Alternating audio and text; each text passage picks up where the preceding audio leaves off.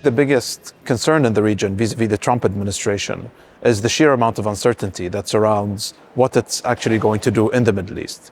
There are concerns that the Trump administration takes a very confrontational approach vis-a-vis Iran and raises regional tensions.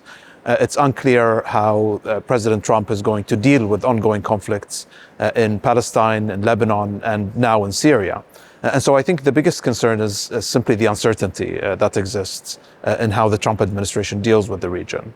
I think, nevertheless, there is hope that because of the interpersonal relations that exist between certain ruling elites in the region, especially in the Gulf, and the Trump administration, President Trump personally and some of his closest advisors, there is hope that these relations can help work through some of the difficult policy issues that can arise in the course of the next 4 years.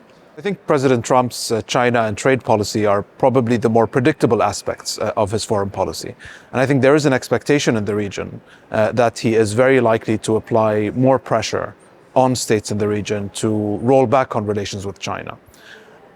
In my analysis, I think countries in the region simply cannot afford to choose between the United States, which for the most part is their main security and defense partner on the one hand, and China, which is their main oil market and economic and trading partner on the other hand. They simply cannot afford to make that choice.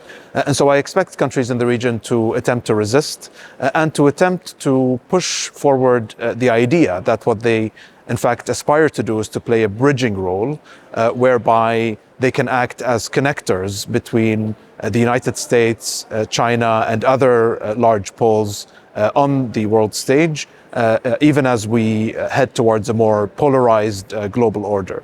So I think that's the idea that the Gulf states will try and push forward, and other countries in the region will also try to push forward. And I expect them to attempt to resist the best they can additional pressure from the Trump administration to roll back or decouple relations from China.